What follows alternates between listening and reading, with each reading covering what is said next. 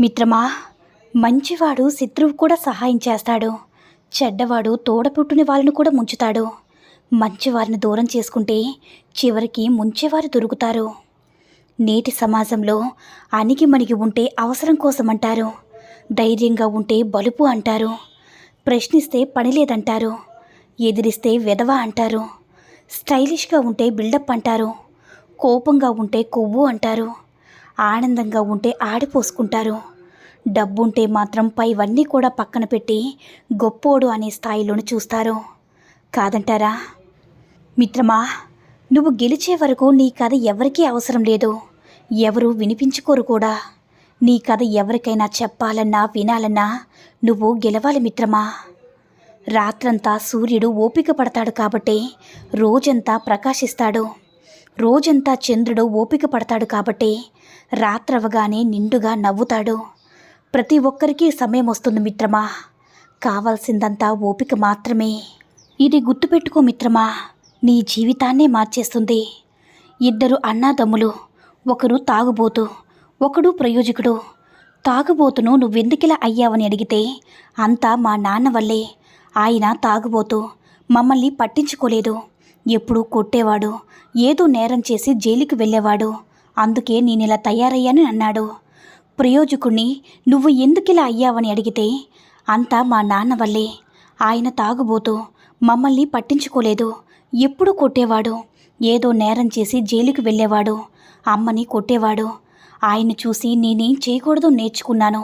అందుకే నేనిలా తయారయ్యాను అని అన్నాడు. ఒకే పరిస్థితి ఇద్దరికీ వేరువేరు పాఠాలను నేర్పించింది మిత్రమా. తేడా పాఠంలో లేదు, నేర్చుకున్న వాడిలోనే ఉంది. అందుకే నువ్వు ఎప్పుడు కూడా ఎదుటి వారిలోనైనా బయట వారిలో అయినా సరే, ఇంట్లోనైనా సరే మంచినే నేర్చుకో మిత్రమా. గాలి ఎటు వీస్తే అటు కదిలే చెట్ల మీద ఏ పక్షులు వాలినట్లే ఎవరు ఏది చెప్తే అది నమ్మే మనసు మార్చుకునే మనుషులతో కూడా ఏ బంధాలు కూడా శాశ్వతంగా ఉండవు మిత్రమా. మిత్రమా, నేనిలా ఉంటానని ఎవరికీ చెప్పకు, ఉండి చూపించు. నేనిలా చేస్తానని చెప్పద్దు, చేసి చూపించు మిత్రమా. ఎప్పుడూ ఊహల్లో ఉండకు, వాస్తవాన్ని గుర్తించు. వాస్తవంలోనే బ్రతుకు మిత్రమా. నిప్పు, అప్పు, పగ ఈ మూడు తమంతట తాము తరగవు, పెరుగుతూనే ఉంటాయి. అందుకే నిప్పును ఆర్పాలి, అప్పును తీర్చాలి, పగను సమూలంగా తుంచేయాలి మిత్రమా. కోపంతో మాట్లాడితే గుణాన్ని కోల్పోతావు. అధికంగా మాట్లాడితే ప్రశాంతతను కోల్పోతారు. అనవసరంగా మాట్లాడితే అర్థాన్ని కోల్పోతారు. అహంకారంతో మాట్లాడితే ప్రేమను కోల్పోతారు. అబద్ధాలు మాట్లాడితే పేరును కోల్పోతారు. ఆలోచించి మాట్లాడితే ప్రత్యేకతతో జీవిస్తారు మిత్రమా. మార్గం తెలిసినవాడు మేధావి, చూపించినవాడు నాయకుడు, దాటినవాడు సముద్రుడు. కానీ మార్గం తెలిసి చూపించక దాటినవాడు అసమర్థుడు మిత్రమా. స్వచ్ఛత లేని స్నేహాలకు, విలువ ఇవ్వని బంధాలకు, బాధ్యత లేని బాంధవ్యాలకు, అబద్ధాలాడే అనుబంధాలకు మౌనంగా దూరం అవ్వడమే మంచిది మిత్రమా. మిత్రమా, జీవితంలో గుర్తుపెట్టుకోవలసిన కొన్ని విషయాలు. మితిమీరిన ఖర్చు పేదరికం పాలు చేస్తుంది. మితిమీరిన పొదుపు కష్టాల పాలు చేస్తుంది. మితిమీరిన సంపాదన మనశ్శాంతి లేకుండా చేస్తుంది. మితిమీరిన క్రమశిక్షణ రక్త సంబంధికులను దూరం చేస్తుంది. మితిమీరిన హాస్యం నవ్వుల పాలు చేస్తుంది. మితిమీరిన కోపం శత్రువులను తెచ్చిపెడుతుంది. మితిమీరిన వ్యసనం అపఖ్యాతిని తెచ్చిపెడుతుంది. జీవితంలో ఏ విషయంలోనైనా హద్దుల్లో ఉంటే అంతా మనకి మంచే జరుగుతుంది మిత్రమా. మనం కోరుకునే వాళ్ళ కోసం మనం ఎదురు చూస్తూ ఉంటాము. మనల్ని కోరుకునే వాళ్ళు మన కోసం ఎదురు చూస్తూ ఉంటారు. విచిత్రం ఏమిటంటే, మన ప్రేమ మనం కోరుకునే వాళ్ళకి తెలిసేలోపు ఆశ మనల్ని విడిచిపోతుంది. మనల్ని కోరుకునే వాళ్ళ ప్రేమ మనకి తెలిపేలోపు ఇక జీవితమే గడిచిపోతుంది. కాదంటారా?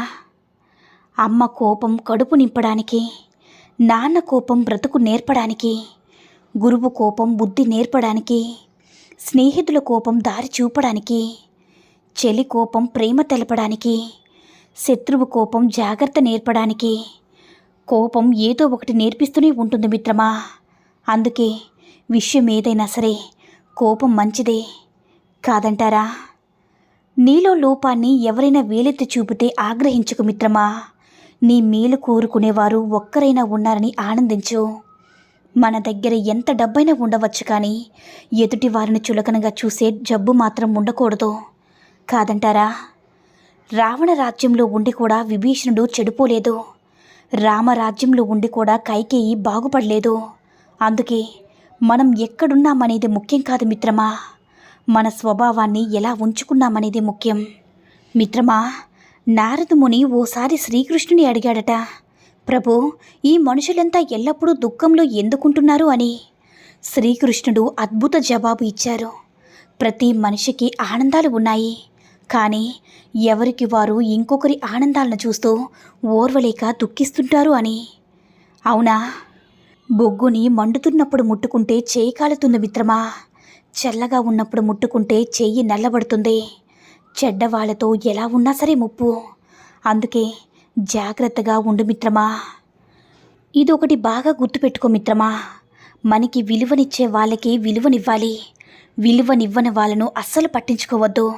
వాళ్ళు ఎంత తోపులైనా సరే, లేదంటే వాళ్ళకి మనం చులకనైపోతాం, కాదంటారా? మౌనం మనసును శుద్ధి చేస్తుంది, స్నానం దేహాన్ని శుద్ధి చేస్తుంది, ధ్యానం బుద్ధిని శుద్ధి చేస్తుంది, లయం ఆత్మను శుద్ధి చేస్తుంది, దానం సంపాదన శుద్ధి చేస్తుంది, ఉపవాసం ఆరోగ్యాన్ని శుద్ధి చేస్తుంది, క్షమాపణ సంబంధాలను శుద్ధి చేస్తుంది మిత్రమా. విలువలేని వారితో వాదించడం, వాళ్ళ మాటలకి స్పందించడం వల్ల వాళ్ళ విలువ మనం పెంచడమే అవుతుంది, కాదంటారా? మిత్రమా, జీవితం ఎవరికీ శాశ్వతం కాదు. ఏ ప్రాణానికి గ్యారంటీ లేదు. మనం జీవించే కొంతకాలానికి ఎన్నో బాధలు, బంధాలు, బాధ్యతలు, రేపని దాన్ని చూస్తామో లేదో తెలియని బ్రతుకులు, కక్షలు, పగలు, పంతాలు ఎందుకు మిత్రమా? ఎవరు ఉండి తినేది లేదు, పోయి సాధించేది లేదు. ఉన్నంతకాలం అందరితో కలిసి సంతోషంగా జీవిద్దాం మిత్రమా. సొంతం కాని వాటిపై అత్యాశ, సొంతమైన వాటిపై నిర్లక్ష్యం రెండూ ప్రమాదమే మిత్రమా. జీవితం అసంతృప్తిగా సాగడానికి ఇవే ప్రధానం కూడా, కాదంటారా? మిత్రమా, ఇది విచిత్రం కదా. ఇంటి నిండా ఆస్తులున్న కోటీశ్వరుడు అసలు మరణం ఎందుకు వస్తుందో అని ఏడుస్తున్నాడు.